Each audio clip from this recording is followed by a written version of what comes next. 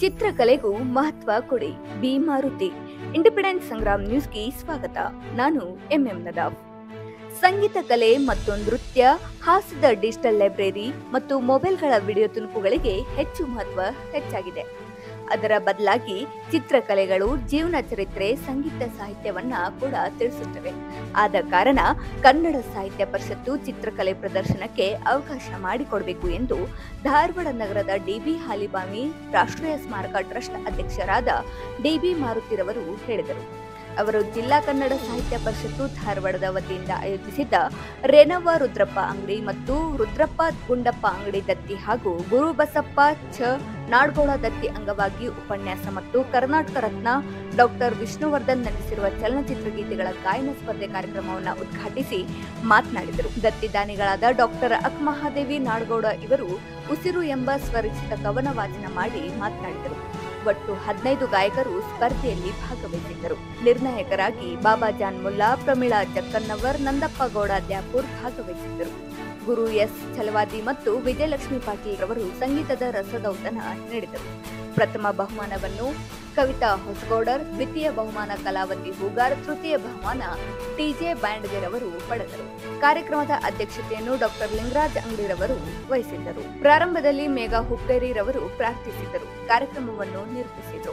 Doctor ದಿಂದತ್ Hadagali ಎಲ್ಲರನ್ನೂ ಸ್ವಾಗತಿಸಿದರು. ಮಾಂತೇಶ್ ನರಗಲ್ ರವರು ಪ್ರಾಸ್ತಾವಿಕವಾಗಿ ಮಾತನಾಡಿದರು. ಡಾಕ್ಟರ್ ಪ್ರಭಾಕರ್ ಲಂಗಂನವರ್ ವಂದಿಸಿದರು. ಕಾರ್ಯಕ್ರಮದಲ್ಲಿ ದತ್ತಿದಾನಿಗಳು Sumangala Angadi, professor S V Dalavayi, Narayan Bhajantri, Lalita Patil, doctor Nitin Chandra Hattikal, Basavaraj Goravar, CM Kengar, CV Mamadapur, Ramachandra Chulake, doctor NC Patil, doctor Veena Biradar, CM Kengar, JM Gamang, TBC Mathapati, SM Danappagoudar, BG Barki, SD Pawar, MC Eligar, Vijayalakshmi Kalyan Shettar, Sudha Kabbur, Siddarama Himpargi, Sujata Hadagli, Martandappa Gatti ಸೇರಿದಂತೆ ಅನೇಕರು ಕಾರ್ಯಕ್ರಮದಲ್ಲಿ ಭಾಗವಹಿಸಿದ್ದರು.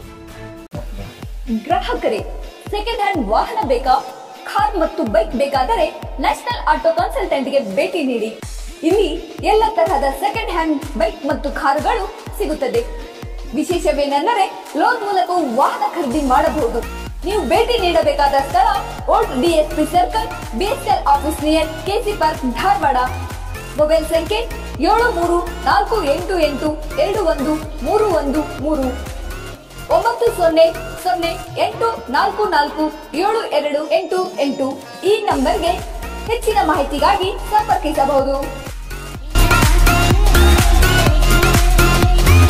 ಗಜಮುಖನೆ ಜಯತು ಗಣನಾಥನೆ, ಗಜಮುಖನೆ ಜಯತು ಗಣನಾಥನೆ, ತ್ರಿಜಗವಂದ್ಯ ಶಿವಜಾತನೆ, ತ್ರಿಜಗವಂದ್ಯ ಶಿವಜಾತನೆ, ಗಜಮುಖನೆ ಜಯತು ಗಣನಾಥನೆ, ಗಜಮುಖನೆ ಜಯತು ಗಣನಾಥನೆ, ಸಿದ್ಧಿ ವಿನಾಯಕ ಬುದ್ಧಿ ಪ್ರದಾಯಕ, ಸಿದ್ಧಿ ವಿನಾಯಕ ಬುದ್ಧಿ ಪ್ರದಾಯಕ, ಸಿದ್ಧ ಪುರಾಣನೆ ಪೂಜನೆ, ಗಜಮುಖನೆ ಜಯತು ಗಣನಾಥನೆ,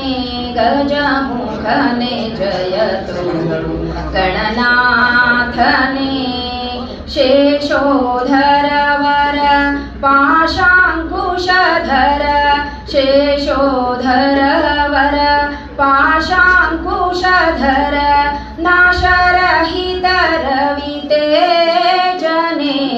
ಗಜಮುಖನೆ ಜಯತು ಗಣನಾಥನೆ, ಗಜಮುಖನೆ ಜಯತು ಗಣನಾಥನೆ.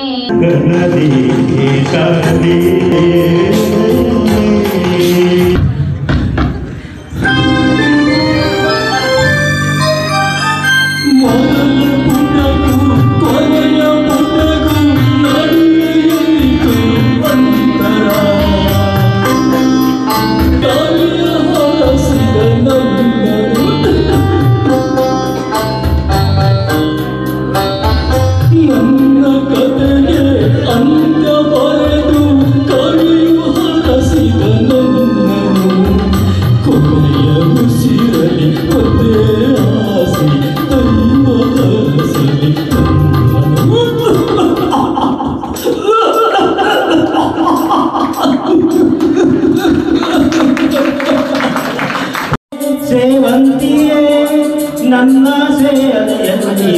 ಸೇವಂತಿಯೇ ಸೇವಂತಿಯೇ ಸೇವಂತಿಯೇ ನನ್ನ ಸೇಯಲೆಯಲ್ಲಿ ಸಮ್ಮತಿಯೇ ಮಲ್ಲಿಗೆಗಿಂತ ಬರುವಂತ ನೀನು ಶ್ರೀಗಂಧಕ್ಕಿಂತ ಸೌಗಂಧ ನೀನು ಜನ್ಮ ಜನ್ಮದ ಪ್ರೀತಿಗೆ ನನ್ನ ಬೆಕ್ಕಿನ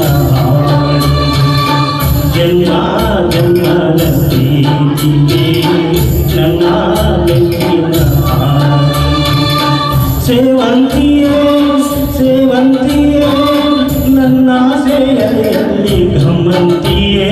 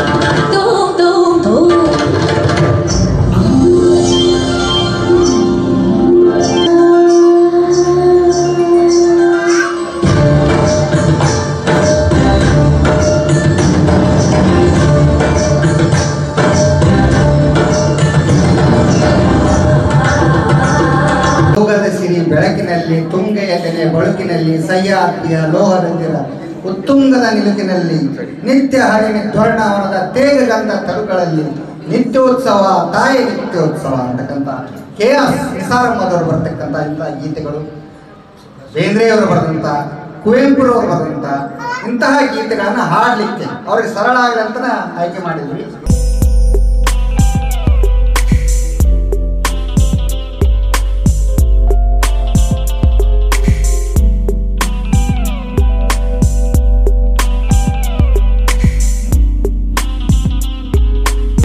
ಹಾಡುವ ಕಲೆ ಇರ್ತದೆ, ಸಂಭಾಷಣೆ ಸಂಭಾಷಣೆ, ನಾಟಕ, ರಂಗದ ಅದು ಅನೇಕ ಪ್ರಕಾರದ ಒಂದು ಕಲೆ ಪ್ರಕಾರಗಳಲ್ಲಿ ಇರ್ತದೆ.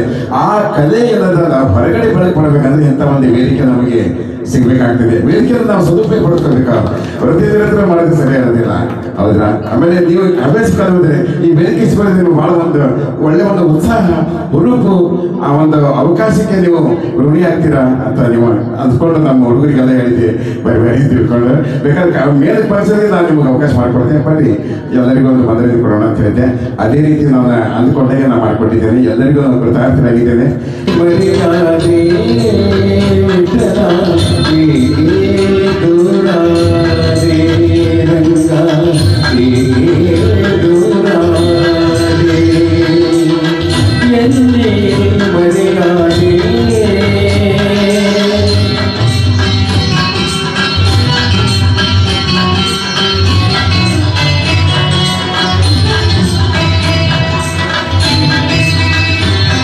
ಏನು ಅರ್ಥ ಇಲ್ಲ. ಅಷ್ಟೊಂದು ಕಲ್ಲಿನವಾಗಿ ಎಲ್ಲರೂ ಅವರ ಹಾಡಿನಲ್ಲಿ ಮೈ ಮರೆತು ಹೋಗ್ಬಿಟ್ಟು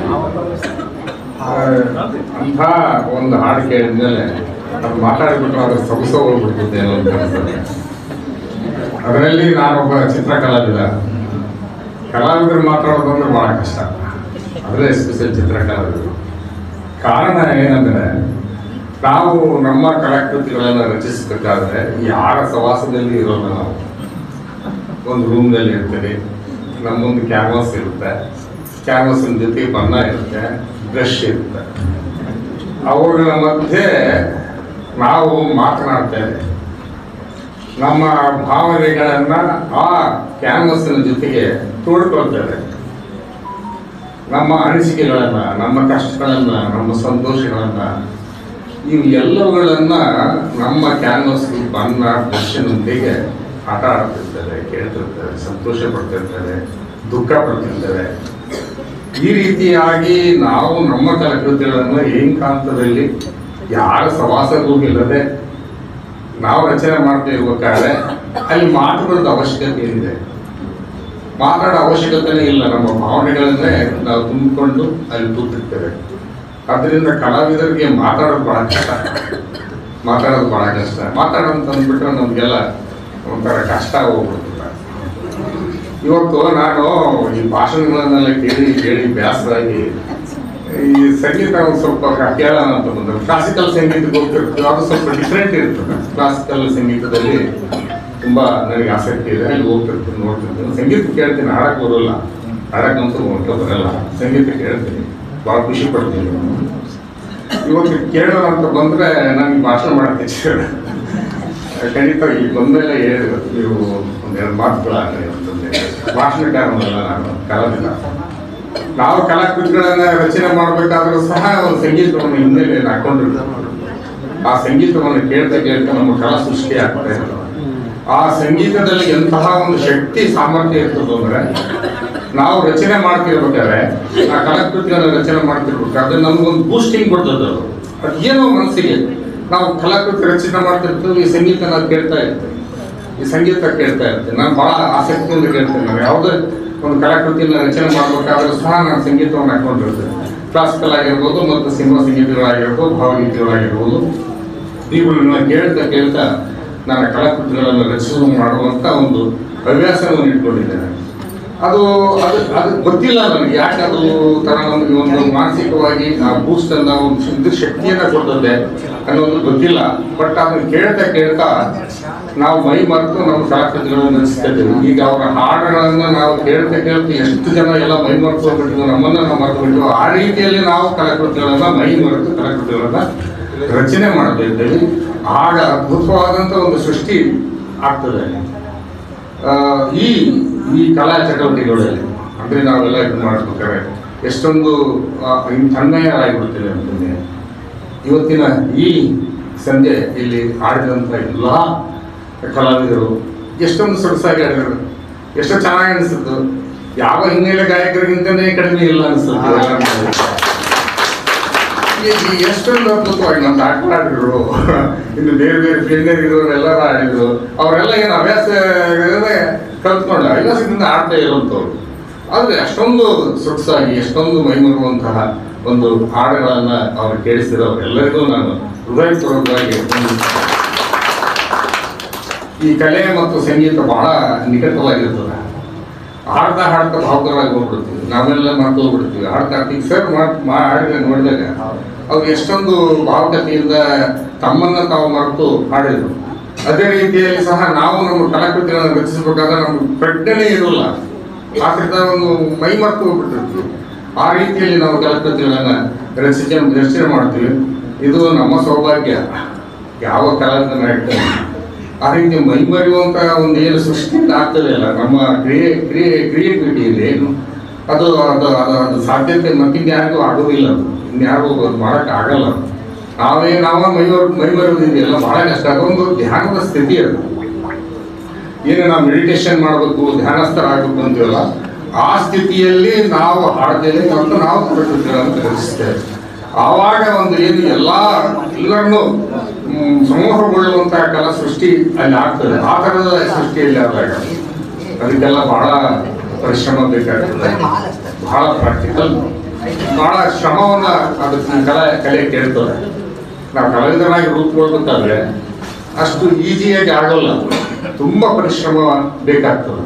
ಒಂದು ಕಲೆಯಲ್ಲಿ ನಾವು ಕಲಿಯಬೇಕಾದ್ರೆ ಏನೋ ಕಂಠಸ್ಥರ ಕಲಿಯೋದಲ್ಲ, ಅದಕ್ಕೆ ಮಾಡ್ತೀವಿ, ಕಲಿತೀವಿ, ಅದು ಭಾವಪರ್ಷರಾಗ್ತೀವಿ. ಎಷ್ಟೊಂದು ನಮ್ಮ ಭಾವನೆಗಳನ್ನು ತುಂಬಿಕೊಂಡು ಆ ಕಲಾಕೃತಿಗಳನ್ನು ರಚನೆ ಮಾಡ್ತೀವಿ ಮತ್ತು ಹಾಡ್ತೇವೆ. ಈ ಸನ್ನಿವೇಶಗಳು ನಮ್ಮಲ್ಲಿ ಆಗ್ತದೆ. ಇವತ್ತಿನ ಈ ಸಣ್ಣ ಸಂದರ್ಭದಲ್ಲಿ ನಾನೇನು ಭಾಳ ಮಾತಾಡಕ್ಕೆ ಹೋಗಲ್ಲ, ಯಾಕಂದ್ರೆ ಅವ್ರು 8 ಗಂಟೆ ಟೈಮ್ ಇದ್ದಾರೆ. ಊಟದ ಟೈಮು ಭಾಳ ಇಂಪಾರ್ಟೆಂಟ್ ಅದ, ಭಾಳ ಇಂಪಾರ್ಟೆಂಟ್ ಆಗ್ತದೆ. ಅದರಿಂದ ನನಗೆ ಇವತ್ತು ಇಲ್ಲಿ ಬಂದಾಗ ಒಂದೆರಡು ಮಾತುಗಳು ಕಲಿಸ್ಕೊಳ್ಕೊಟ್ರು.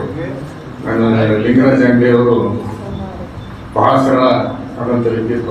ಅವ್ರು ನೋಡಿ ಎಷ್ಟು ಚಟಪಟಿಗೆಂದು ಓಡಾಡ್ತಿರ್ತಾರೆ, ಅದು ಇದು ಮಾಡ್ತಿರ್ತಾರೆ. ಯಾವ ಅಮ್ಮು ದಿಮ್ಮು ಏನು ಇದಿಲ್ಲ, ಭಾಳ ಪ್ರೀತಿಯಿಂದ ಎಲ್ಲರನ್ನ, ಭಾಳ ಗೆಳೆಯರನ್ನ ಭಾಳ ನೋಡ್ತಿದ್ದಾರೆ. ಭಾಳ ದಿವಸದಿಂದ ಅವ್ರ ಜೊತೆಗೆ ನಾನು ನೋಡ್ತಾ ಬಂದಿದ್ದೇನೆ. ಅಷ್ಟೊಂದು ಸರಳ ವ್ಯಕ್ತಿತ್ವದ ಮನುಷ್ಯ. ಅವರು ಭಾಳ ಪ್ರೀತಿಯಲ್ಲಿ ಎಲ್ಲರನ್ನ ಕೊಡ್ತಾರೆ, ಎಲ್ಲರನ್ನ ಕರೆಸ್ತಾರೆ, ಕಾರ್ಯಕ್ರಮಗಳನ್ನು ರೂಪಿಸ್ತಾರೆ. ಅವರ ಹುಟ್ಟಿದ ಹಬ್ಬ ಇವತ್ತು. ಅವರಿಗೆ ಇನ್ನೂ ಶಕ್ತಿ ಸಾಮರ್ಥ್ಯ ಇನ್ನು ಇರಲಿ, ನಮ್ಮ ಜೊತೆಗೆ 100 ವರ್ಷ ಬಾಳಲಿ ಅಂತ ಅನೇಕ ಕಾರ್ಯಕ್ರಮಗಳನ್ನು ಮಾಡಲಿ, ದೇವರವರಿಗೆ ಆರೋಗ್ಯ ಐಶ್ವರ್ಯವನ್ನು ಕೊಡಲಿ ಅಂತ ಹೇಳಿ ನಾನು ಎಲ್ಲರ ಪರವಾಗಿ ದೇವರಲ್ಲಿ ಬೇಡ್ಕೊಳ್ತಾ ಇದ್ದೇನೆ. ನಾನು ಗಮನಿಸ್ತಾ ಇದ್ದಂಗೆ ನಾನು ಇಲ್ಲಿ ಭಾಳ ದಿವಸದಿಂದ ಈ ಚಿತ್ರಕಲೆಯಲ್ಲಿ, ಈ ಕಲೆಯಲ್ಲಿ ನಾನು ತೊಡಗಿಸ್ಕೊಂಡಿದ್ದೇನೆ, ಮಾತಾಡ್ತಾ ಇದ್ದೇನೆ. ಸುಮಾರು ಕಲಾಕೃತಿಗಳನ್ನು ರಚನೆ ಮಾಡ್ತಾ ಇದ್ದೇನೆ, ನೋಡ್ತಾ ಇದ್ದೇನೆ. ನನ್ನೆಲ್ಲ ನಮ್ಮ ಧಾರವಾಡದ ವಾತಾವರಣ, ಈ ಸಾಹಿತ್ಯಕ್ಕೆ ಭಾಳ ಬೆಲೆ ಇದೆ, ಸಂಗೀತಕ್ಕಂತೂ ಭಾಳ ದೊಡ್ಡದಿದೆ, ರಂಗಕಲೆಗಿದೆ, ನೃತ್ಯ ಕಲೆಗಿದೆ. ಅದು ಯಾಕೋ ಏನೋ ಚಿತ್ರಕಲೆಗಿಲ್ಲೇ ಇಲ್ಲ. ಚಿತ್ರಕಲೆಗೆ ಯಾಕೋ ಸ್ವಲ್ಪ ನೀವೆಲ್ಲರೂ ದೂರ ಇರ್ತಾನೆ ಬರ್ತಾ ಇದೆ. ಸರ್ಕಾರನೂ ಹಂಗೆ ಮಾಡ್ತಾ ಇದೆ, ನಮ್ಮ ಸಮಾಜನೂ ಹಂಗೆ ಮಾಡ್ತದೆ. ಅದು ಯಾಕೆ ಹೆಂಗೆ ಆಗ್ತದೆ ಅಂದ್ರೆ ಅಧ್ಯಕ್ಷ ಮಾಡ್ಯಾರ ಈ ಸಲ ನಾಲ್ವರ್ ಟ್ರಸ್ಟ್ ಮಾಡಿದ ಉದ್ದೇಶ ಬೆಳಿಲಂತ ಮಾಡ್ಯಾರಲ್ಲ, ಖಂಡಿತವಾಗಿ ಒಂದು ಹೆಚ್ಚು ಅದರದ್ದಾಗತ್ತ ಇಲ್ಲ. ಕಲೆ ಏನು ಬೆಳೆಸೋದೇನು ನನಗೇನಿಲ್ಲ. ಅಲ್ಲ, ಅಂದ್ರೆ ನಿಮ್ಮ ಅಧ್ಯಕ್ಷ ಮಾಡಿದ್ದಿಲ್ಲ ಹೇಳ್ತೀನಿ. ಕಲೆ ಅಂದ್ರೆ ಈಗ ಹಾಲಿ ಬೇಕಾದಷ್ಟು ಬೆಳೆದೋಗ್ಬಿಟ್ಟಿದೆ. ಚಿತ್ರಕಲೆ ಆಗಿರ್ಬೋದು, ಬೇರೆ ಕಲೆಗಳಾಗಿರ್ಬೋದು ಬೆಳೆದೋಗ್ಬಿಟ್ಟಿದೆ. ನಾವು ಈಗ ಬೆಳೆಸ್ತೀವಿ, ಅದನ್ನು ದೊಡ್ಡದು ಮಾಡ್ತೀವಿ ಅಂತ ಏನಿಲ್ಲ. ಎಷ್ಟೋ ಹಿರಿಯರೆಲ್ಲ ಬಹಳ ದೊಡ್ಡ ಕಲೆಯಲ್ಲಿ ಸಾಧನೆಯನ್ನು ಮಾಡುವಂತಿದ್ದಾರೆ. ರವಿವರ್ಮಂತರಿದ್ದಾರೆ, ಇಬ್ಬಾರಂತರಿದ್ದಾರೆ, ಅರ್ಬದಂತರಿದ್ದಾರೆ. ಬಹಳ ಜನ ದೊಡ್ಡ ಕಲಾವಿದರು ಆ ಕಲೆಯನ್ನು ಸೃಷ್ಟಿಸಿ ಮಾಡಿ ಹೋಗಿದ್ದಾರೆ. ಈಗ ನಾವೇನ್ ಮಾಡ್ಬೇಕಾಗಿದೆ ಅಂದ್ರೆ, ಈ ಕಲೆಯಿಂದ ನಾವು ಹೇಗೆ ಬೆಳಿಬೇಕನ್ನೋದು ಬಹಳ ಮುಖ್ಯ ಆಗ್ತದೆ. ಆ ಕಲೆಯನ್ನು ನಾವು ಬಳಸಿಕೊಂಡು ನಾವು ನಮ್ಮ ವ್ಯಕ್ತಿತ್ವವನ್ನು ಹೇಗೆ ರೂಪಿಸ್ಕೊಳ್ಬೇಕಾಗ್ತದೆ, ನಮ್ಮ ಮನಸ್ಥಿತಿಯನ್ನು ಹೇಗೆ ರೂಪಿಸ್ಕೊಳ್ಬೇಕಾಗ್ತದೆ, ನಾವು ಆ ರೀತಿಯಲ್ಲಿ ತೊಡಗಿಸ್ಕೊಂಡು ಧ್ಯಾನಸ್ಥರಾಗೋದು ಹೇಗಿರ್ತದೆ, ನಮ್ಮ ಮನಸ್ಸನ್ನು ಶಾಂತವಾಗಿ ಉಳಿಸ್ಕೊಳ್ಳೋದು ಹೇಗಿದೆ ಅನ್ನೋದನ್ನ ನಾವು ಕಂಡುಕೊಳ್ಬೇಕಾಗಿದೆ. ಅದು ಬಹಳ ಮುಖ್ಯ ಇದೆ. ಕಲೆಯನ್ನ ನಾವೇನಂತೀವಿ, ಏನು ಆಗ್ಬಿಟ್ಟು ಕಲೆ ಬೆಳೆಸ್ತೀವಿ, ಹಾಗೆ ಬೆಳೆಸ್ತೀವಿ, ಇದು ಬೆಳೆಸ್ತೀವಿ ಅಂತಂದು ಹೇಳ್ತೀವಿ. ಕಲೆ ಬಹಳ ದೊಡ್ಡದಾಗಿ ಬೆಳೆದೋಗ್ಬಿಟ್ಟಿದೆ, ದೊಡ್ಡ ಮಟ್ಟದಲ್ಲಿದೆ. ಅದನ್ನು ಬೆಳೆಸೋ ಅವಶ್ಯಕತೆ ಇಲ್ಲ. ಅದರಿಂದ ನಾವು ಬೆಳೆಯೋದು ಬಹಳ ಇಂಪಾರ್ಟೆಂಟು, ನಾವು ಕಲಿಯೋದು ಬಹಳ ಇಂಪಾರ್ಟೆಂಟ್ ಇದೆ. ನಾವು ನಮ್ಮ ಸುತ್ತಮುತ್ತಲ ಜನರಿಗೆ ಅದನ್ನು ತಿಳಿಸ್ಕೊಡೋದು ಬಹಳ ಇಂಪಾರ್ಟೆಂಟ್ ಆಗುತ್ತೆ. ಯಾಕಂದ್ರೆ ಈಗಿನ ವಾತಾವರಣ ಎಲ್ಲ ನೀವು ನೋಡ್ತಿರ್ಬೇಕು. ಇವತ್ತು ಯಾವುದೋ ಒಂದು ಮೊಬೈಲ್ ತಗೊಂಡ್ರು ನೋಡ್ಬೇಕು, ಬರೀ ಕಡಿ ಬಡಿ ಬಡಿ, ಆಮೇಲೆ ಎಲ್ಲೇ ರಕ್ತಪಾತಗಳು, ಅದು ರೇಪು, ಇದು ರೇಪು, ಅಲ್ಲಿ ಕಳಿಸ್ತಾನ, ಬರೀ ಇದೇ ನೀವು ಮೊಬೈಲ್ ಇರ್ತಾರೆ, ಟಿವಿ ಹಚ್ಚಿದ್ರಂತ ಮುದ ಹೋಗ್ತದೆ, ಆ ಟಿವಿ ನೋಡ್ಲಿಕ್ಕೆ ಆಗೋದಿಲ್ಲ, ಬರೀ ಅದೇ ಸುದ್ದಿಗಳು ಇರ್ತಾವೆ, ರೇಪ್ ಸುದ್ದಿಗಳು, ಬಡದಾಟ ಸುದ್ದಿಗಳು, ಅವನು ಹೊಡೆಸ್ಕೊಳ್ತು, ಜಾತಿಗಳ ಮಧ್ಯೆ ಹೊಡೆದಾಟ, ಬರೀ ಇವ್ನು ಕೇಳಿ ನಮ್ಮ ಏನು ಸಮಾಜ ಯಾವ ಸ್ಥಿತಿಯಲ್ಲಿ ಹೆಂಗ್ ಹೋಗ್ತದೆ, ಏನ್ ಮಾಡ್ತದೆ ಅನ್ನೋದೇ ನಮಗೆ ಒಂಥರ ಆಶ್ಚರ್ಯ ಆಗ್ಬಿಟ್ಟಿದೆ, ಭಯ ಆಗ್ತದೆ. ನಾವು ಎಲ್ಲಿದ್ದು ಹೆಂಗ್ ಹೋಗ್ತದೆ ಏನಂತಂದ್ರೆ, ಯಾವ ಸಮಾಜವನ್ನು ಸೃಷ್ಟಿ ಮಾಡ್ತಾ ಇದ್ದೀವಿ ನಾವು, ಯಾವ ರೀತಿ ನಮ್ಮ ಸಮಾಜ ಹೋಗ್ತಾ ಇಲ್ಲ, ಎಲ್ಲಿಗೆ ಹೋಗ್ತದೆ, ಎಲ್ಲಿ ಮುಟ್ತದೆ, ಏನಾಗ್ತದೆ ಅನ್ನೋ ಒಂದು ಆತಂಕದಲ್ಲಿ ನಾವು ಬದುಕ್ತಾ ಇದ್ದೀವಿ. ಈ ಆತಂಕವನ್ನು ನಿವಾರಿಸಿಕೊಳ್ಳೋದಕ್ಕೆ ಈ ಕಲೆ ಬಹಳ ಮುಖ್ಯ ಅಂತ ನನಗೆ ಅನಿಸ್ತದೆ, ಬಹಳ ಮುಖ್ಯ ಅಂತ ಅನಿಸ್ತದೆ. ಯಾಕಂದ್ರೆ ಕಲಾವಿದರು ಯಾವಾಗಲೂ ಬಹಳ ನನಗೆ ಮಟ್ಟಿಗೆ 99% ಕಲಾವಿದರು ದುಷ್ಟರಾಗಿರೋದಿಲ್ಲ. ಅಂದ್ರೆ ಒಡಿ ಬಿಡಿ ಕಡಿ ಅಂತ ಇರೋದಿಲ್ಲ, ಅವ್ರ ಮನಸ್ಥಿತಿ ಹಂಗೆ ಇರೋದಿಲ್ಲ. ಏನು ಇನ್ನೊಬ್ರಿಗೆ ಒಂದಿಷ್ಟು ಒಳ್ಳೇದು ಮಾಡೋಣ, ನಾವು ಸಮಾಜಕ್ಕೆ ಏನಾದ್ರು ಕೊಡೋಣ ಅಂತಂದೇಳಿ ವಿಚಾರ ಮಾಡ್ತಿರ್ತಾರೆ. ಆದ್ದರಿಂದ ಈ ಎಲ್ಲ ಕಲೆಗಳು ಯಾರನ್ನು ನಾವು ಕಲಾವಿದರಾಗಿ ಅವನು ರೂಪಿಸ್ಕೊಳ್ತೀವೋ ಅಥವಾ ನಾವು ಅಳವಡಿಸ್ಕೊಳ್ತೀವೋ, ಬಹುಶಃ ಒಂದು ಒಳ್ಳೆಯ ಸಮಾಜವನ್ನು ಸೃಷ್ಟಿ ಮಾಡ್ಲಿಕ್ಕೆ ಸಾಧ್ಯತೆ ಆಗ್ತದೆ. ಆದ್ದರಿಂದ ಈ ಕಲೆಗಳು ಬಹಳ ಮುಖ್ಯ. ಆ ಕಲೆಯಿಂದ ಕಲಿಬೇಕಾದ ನಾವು ಬಹಳ ಮುಖ್ಯ ಇದೆ ಅಂತ ಹೇಳಿ ನನ್ನ ಅನಿಸಿಕೆ. ಅದರಿಂದ ನಾನು ರಾಷ್ಟ್ರೀಯ ಸ್ಮಾರಕ ಟ್ರಸ್ಟಿನ ಅಧ್ಯಕ್ಷನಾಗಿ ಈಗಾಗಲೇ 12 ವರ್ಷ ಆಯ್ತು ಆಗಿ, ಅದರ ಸದಸ್ಯನಾಗಿ ಬಹಳ ಕೆಲಸ ಮಾಡಿದ್ದೀನಿ. ಉಸಿರಿನೊಳು ಹಸಿರಾಗಿ, ಹಸಿರಿನೊಳು ಕಸುವಾಗಿ, ಉಸಿರಿನೊಳು ಹಸಿರಾಗಿ, ಹಸಿರಿನೊಳು ಕಸುವಾಗಿ, ಕಸುವಿನೊಳು ಕುಸುಮವಾಗಿ, ಕುಸುಮ ಒಂದು ಜಗಕ್ಕೆ ಬೆಳಕ ನೀಡಿತ್ತು, ಕುಸುಮ ಒಂದು ಜಗಕ್ಕೆ ಬೆಳಕ ನೀಡಿತ್ತು, ಬೆಳಕಿನೊಳು ಮಹಾ ಬೆಳಕೊಂದು ಹುಟ್ಟಿತ್ತು, ಬೆಳಕಿನೊಳು ಮಹಾ ಬೆಳಕೊಂದು ಹುಟ್ಟಿತ್ತು. ಉಸಿರೆಂಬುದು ವಿರಾಟ್ ಸ್ವರೂಪ, ಸ್ವರೂಪದೊಳು ಸಂಧಾನದ ಆನಂದವಿದೆ, ಸ್ವರೂಪದೊಳು ಸಂಧಾನದ ಆನಂದವಿದೆ. ಕಾಯಕವೇ ಕೈಲಾಸವಾಗಿಹ ಉಸಿರು, ಕಾಯಕವೇ ಕೈಲಾಸವಾಗಿಹ ಉಸಿರು, ದಣಿವರಿಯದ ದೇಣಿಗೆಯ ಸರದಾರ, ದಣಿವರಿಯದ ದೇಣಿಗೆಯ ಸರದಾರ. ಸಮಯದೊಳು ಸಮಯವಾಗಿ ನಿಂತಿಹ ಉಸಿರು, ಯಾರ ಕೈಗೂ ಸಿಗದಿಹ ಮಾಟಗಾತಿಯೂ ಹೌದು, ಯಾರ ಕೈಗೂ ಸಿಗದಿಹ ಮಾಟಗಾತಿಯೂ ಹೌದು, ಯಾರ ಕಣ್ಣಿಗೂ ಕಾಣದಿಹ ಕಣ್ಮಣಿ ಆಗಿರುವುದು. ತಾನೇ ತನ್ನೊಳು ಆನಂದದ ಕ್ಷಣದೊಳೆಗಳು, ಉಸಿರಿನೊಳು ಏದುಸಿರು ಬಿಸಿಯುಸಿರು ನಿಟ್ಟುಸಿರು. ತರತರದ ಉಸಿರಾಟದಲ್ಲೂ ಉಸಿರಿಹುದು, ಉಸಿರಿನ ಮಹಿಮೆ ಅಪಾರ ಅನನ್ಯ. ಉಸಿರನ್ನು ಹಿಡಿದಿಡುವ ಅದರೊಳು ಆನಂದಮಯವಾಗಿ ಉಳಿದವ ಯೋಗಿ.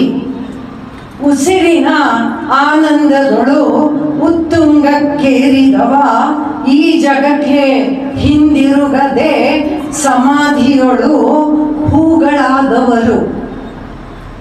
ಉಸಿರಿನ ಹುಡುಗಾಟ ಅಷ್ಟಿಷ್ಟಲ್ಲ, ಸರ್ಕಸ್ನಲ್ಲಿರುವ ಆನೆಯಂತೆ ಶಾಂತ, ಕುದುರೆಯಂತೆ ಅತ್ತಿಂದಿತ್ತ ಚೆಲ್ಲಾಟ, ಸಿಂಹದಂತೆ ಘರ್ಜಿಸುವ ಹುಂಕಾರ. ಒಂದೆರಡಲ್ಲ, ಇದರ ಆಟ ಮಾತ್ರ ಮೇಲಾಟ. ಉಸಿರಿಗೆ ಮಾತ್ರ ಭವಿಷ್ಯದ ಅರಿವುಂಟು, ಉಸಿರಿಗೆ ಮಾತ್ರ ಭವಿಷ್ಯದ ಅರಿವುಂಟು. ಎಲ್ಲಿಯವರೆಗೆ ತನ್ನ ಕಾರ್ಯ ಎಂದು ವಿರಾಮ, ಎಲ್ಲಿಯವರೆಗೆ ತನ್ನ ಕಾರ್ಯ ಎಂದು ವಿರಾಮ. ಉಸಿರು ನೂರ್ಕಾಲ ನಿರಂತರ ಕಾರ್ಯದೊಳಿದ್ದರೂ ಒಮ್ಮೆಯೂ ಮಾನವ ಅದನ್ನ ಶ್ಲಾಘಿಸಲೇ ಇಲ್ಲ. ಉಸಿರು ನೂರ್ಕಾಲ ನಿರಂತರ ಕಾರ್ಯದೊಳಿದ್ದರೂ ಒಮ್ಮೆಯೂ ಮಾನವ ಅದನ್ನ ಶ್ಲಾಘಿಸಲೇ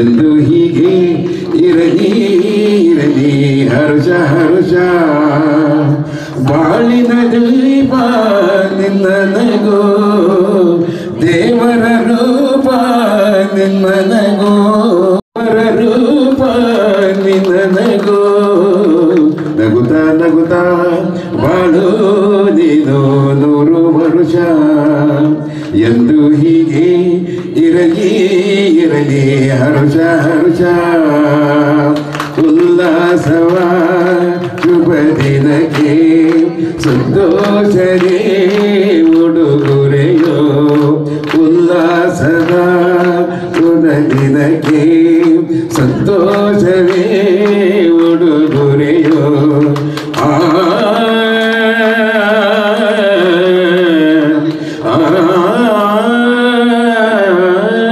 ಉಲ್ಲಾಸದ ಶುಭ ದಿನಕ್ಕೆ ಸಂತೋಷವೇ ಉಡುಗೊರೆಯೋ. Happy birthday to you, happy birthday to you, happy birthday to dear Angdi sir, happy birthday to you, Angdi sir and madam, happy birthday to you.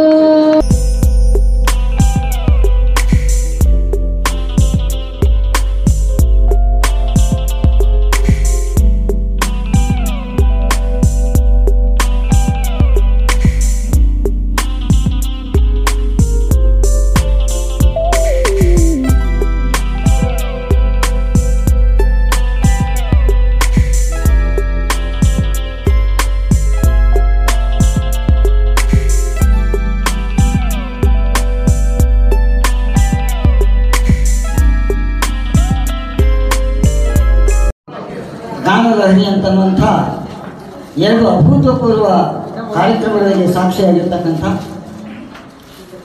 ಯಾವತ್ತೂ ಗಾಯಕ ಬಂಧುಗಳೇ ಹಾಗೂ ಈ ಕಾರ್ಯಕ್ರಮಕ್ಕೆ ನಮ್ಮ ಜಿಲ್ಲೆಯ ಜಿಲ್ಲಾಧ್ಯಕ್ಷರಾಗಿರ್ತಕ್ಕಂಥ ಶ್ರೀಯುತ ಅಂಗಡಿ ಸರ್ ಅವರೇ, ತಾಲೂಕು ಅಧ್ಯಕ್ಷರಾಗಿರ್ತಕ್ಕಂಥ ನೆರೆಗಲ್ ಸರ್ ಅವರೇ ಹಾಗೂ ಇವತ್ತಿನ ಉದ್ಘಾಟಕರಾಗಿ ಆಗಮಿಸಿ ಇದೀಗ ನಿರ್ಗಮಿಸಿದಂಥ ಶ್ರೀಯುತ ಬಿ ಮಾರುತಿಯವರೇ, ಇದೊಂದು ಜವಾಬ್ದಾರಿ ಕೆಲಸ, ಇದೆ ಬಹಳ ಅಪಾಯಕಾರಿ ಕೆಲಸ ಅಂತಂದರೆ ಅದು ನಿರ್ಣಾಯಕರ ಜವಾಬ್ದಾರಿ. ದಯವಿಟ್ಟು ಸ್ವಲ್ಪ ಶಾಂತರಾಗಬೇಕು ಸರ್ ಪ್ಲೀಸ್. ನಮ್ಮ ಈ ಒಂದು ವೇದಿಕೆಯೊಳಗೆ ಸಾಹಿತ್ಯಕ್ಕೆ ಹೆಚ್ಚು ಮೀಸಲಾಗಿರ್ತಕ್ಕಂಥ ಒಂದು ವೇದಿಕೆ ಇದೆ. ನಾವೆಲ್ಲ ರಿಕ್ವೆಸ್ಟ್ ಮಾಡ್ಕೊಂಡಿವಿ ಅಧ್ಯಕ್ಷರಿಗೆ, ಸರ್ ಸಾಹಿತ್ಯದ ಜೊತೆಗೆ ಸಂಗೀತನೂ ಕೂಡ ಇರಲಿ, ದಯಮಾಡಿ ಅವಕಾಶ ಕೊಡಿ ಅಂತ ಹೇಳಿದಾಗ ಅವರು ಸರ್ ಮಾಡೋಣ ಅಂತನ್ನುವಂಥ ನನ್ನ ವೈಯಕ್ತಿಕವಾಗಿ ನನ್ನ ಅಪೀಲಿಗೆ ಒಪ್ಪಿಕೊಂಡು ಅವರು ಈ 2 ಕಾರ್ಯಕ್ರಮಗಳನ್ನು ಒಪ್ಕೊಂಡಾಗ ತಮಗೆಲ್ರಿಗೂ ಇಲ್ಲಿ ಅವಕಾಶ ಸಿಕ್ಕಿದೆ. ಈ ಒಂದು ಕಾರ್ಯಕ್ರಮದ ಉದ್ದಕ್ಕೂ ಒಳ್ಳೆಯ ಹಾಡುಗಳನ್ನು ಹಾಡಿ ನಮ್ಮನ್ನೆಲ್ಲ ರಂಜಿಸಿರ್ತಕ್ಕಂಥ ಶ್ರೀಯುತ ಗುರು ಚಲವಾದಿಯವರು ನನ್ನ ಆತ್ಮೀಯ ಮಿತ್ರರು, ಒಳ್ಳೆಯ ಒಂದು ಗಾಯಕರು, ತಮಗೆಲ್ಲ ಗೊತ್ತಿದೆ. ಅವರು ಇದೀಗ ಹಾಡಿರ್ತಕ್ಕಂಥ ಕೆಲವೊಂದು ಹಾಡುಗಳನ್ನು ಕೇಳಿದರೆ, ಕೊನೆಯದಾಗಿ ರಂಗ ವಿಠಲ ಹಾಡನ್ನು ಕೇಳಿದಾಗ ಒಂಥರ ಎಲ್ಲರೂ ಭಾವೋದ್ವೇಗಕ್ಕೆ ಒಳಗಾಗಿದ್ರಿ. ನಮ್ಮ ಹತ್ತಿಕಾಳ ಡಾಕ್ಟ್ರು ಬಹುಶಃ ನಾನೇ ಭಕ್ತ ಕುಮಾರನೇನು ಅಂತ ಅನ್ನೋ ರೀತಿಯೊಳಗೆ ಇಮ್ಯಾಜಿನ್ ಮಾಡ್ಕೊಳ್ತಾ ಇದ್ರೇನು ಅಂತ ಅನಿಸ್ತಾ ಇದೆ. ಯಾಕಂದರೆ ಅವರು ಶೂನ್ಯದೊಳಗೆ ದೃಷ್ಟಿ, ಒಂಥರ ಎಲ್ಲೋ ಒಂದು ಕಡೆ ಕಳೆದು ಹೋಗ್ಬಿಟ್ಟಿದ್ರು ಹತ್ತಿಕಾಳ ಡಾಕ್ಟ್ರು. ಯಾಕಂತಂದರೆ ಶರೀರ ಮತ್ತು ಶಾರೀರ ಅಂತ ಹೇಳಿ ಇಬ್ಬರಿಗೆ ನಾವು ಹೇಳ್ತಾ ಇದ್ವಿ, ಡಾಕ್ಟರ್ ಪಿ ವಿ ಶ್ರೀನಿವಾಸ್ ಮತ್ತು doctor Rajkumar. Doctor P V Srinivas ಅವರ ಹಾಡು ವೇದಿಕೆ ಮೇಲೆ ನಡೀತಾ ಇದೆ, ಅಲ್ಲಿ ಭಾವಪರವಶ ಆಗಿಬಿಟ್ರೆ ಡಾಕ್ಟ್ರು ಹತ್ತಿಕಾಳವರು. ಯಾಕಂದರೆ ನಾವು ಅವ್ರನ್ನ ಒಂಥರ ಡಾಕ್ಟರ್ ರಾಜ್ಕುಮಾರ್ ಅವರ ಪ್ರತಿರೂಪ ಅಂತ ಅನ್ನೋ ರೀತಿಯೊಳಗೆ ನಾವು ಹೇಳ್ತಾ ಬಂದಿದ್ದೀವಿ. ಮತ್ತು ನಮ್ಮ ವೇದಿಕೆಯಲ್ಲಿ ಅವರು ಸಾಕಷ್ಟು ಸಲ ಭೂಷಣನೂ ಕೂಡ ಆಗಿರ್ತಾರೆ ಅಂತ ಮಾಡ್ತಾರೆ. ಸೊ ಗಾಯಕರೇ ಭಾಳ ನನಗಿವತ್ತಂತೂ ನಿಜವಾಗಿ ಚಾಲೆಂಜಿಂಗ್ ಆಗಿಬಿಟ್ಟಿತ್ತು. ನಮಗೆ ನನ್ನ ಜೊತೆಗೆ ಸಹೋದರಿ ಪ್ರಮೀಳಾ ಜಕ್ಕಣ್ಣವ್ರ ಮೇಡಮ್ ಅವರು ಮತ್ತು ಸಹೋದರ ದ್ಯಾಪೂರ್ ಅವರಿದ್ದರು.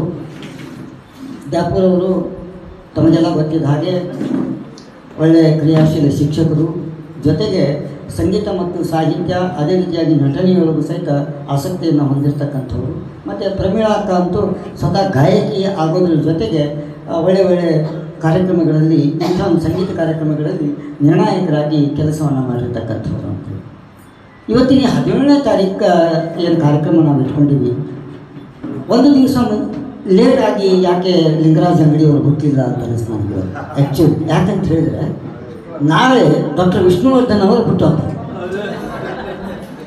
ಅವು ಎರಡೂಗಳನ್ನು ಜಂಟಿಯಾಗಿ ಆಚರಿಸ್ಬಿಟ್ಟಿದ್ರೆ ಇವತ್ತಿನ ಕಾರ್ಯಕ್ರಮ ಸಾರ್ಥಕ ಆಗ್ತಿತ್ತೇನೋ ಅಂತ ನನಗೆ ಅನಿಸ್ತು. ಆದಾಗ್ಯೂ ಕೂಡ ಮುಂಚಿತವಾಗಿ ಡಾಕ್ಟರ್ ವಿಷ್ಣುವರ್ಧನ್ ಅವರ ಹುಟ್ಟುಹಬ್ಬದ ಶುಭಾಶಯಗಳನ್ನು ನಿಮಗೆಲ್ಲರಿಗೂ ತಿಳಿಸ್ತಾ, ಬಹಳ ಒಳ್ಳೆಯ ಕಾರ್ಯಕ್ರಮ.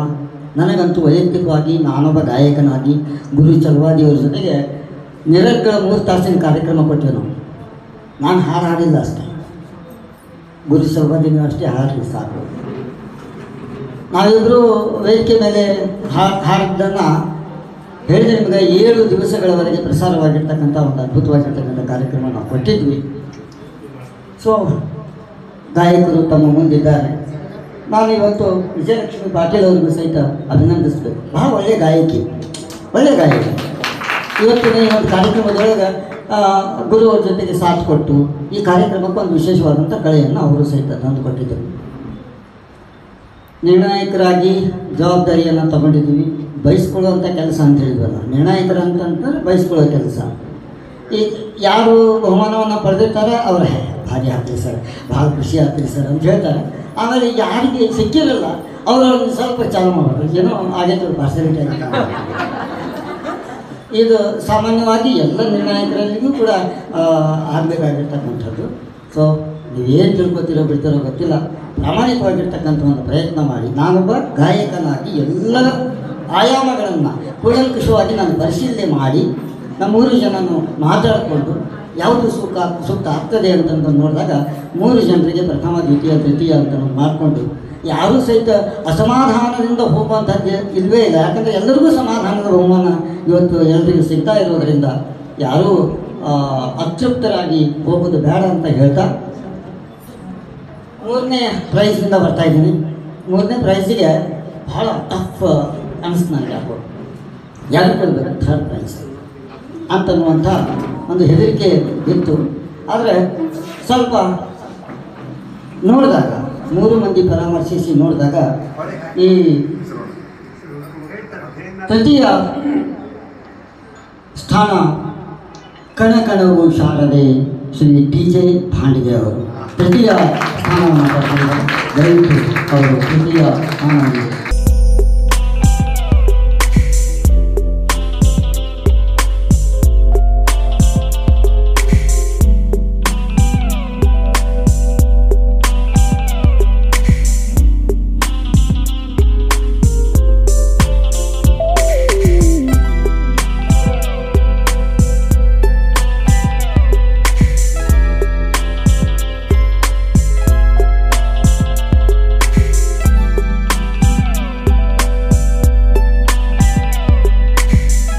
ಕಲಾಭಿಮಾನಿಗಳು ಈಗಾಗಲೇ ಏನೊಂದು ವಿಷ್ಣುವರ್ಧನ ಗೀತೆಯನ್ನು ಪ್ರಶಸ್ತಿ ಪಡೆದಂಥವರು ಮತ್ತು ಬಹುಮಾನ ಪಡ್ಕೊಂಡವರೆಲ್ಲರೂ ತಮ್ಮ ಒಂದು ಭೋಜನ ಸ್ವೀಕಾರ ಮಾಡಲಿಕ್ಕೆ ಹೋಗಿದ್ದು ಇವತ್ತು ನನಗೆ ಬಹಳಷ್ಟು ಖುಷಿ ಅನಿಸ್ತದೆ.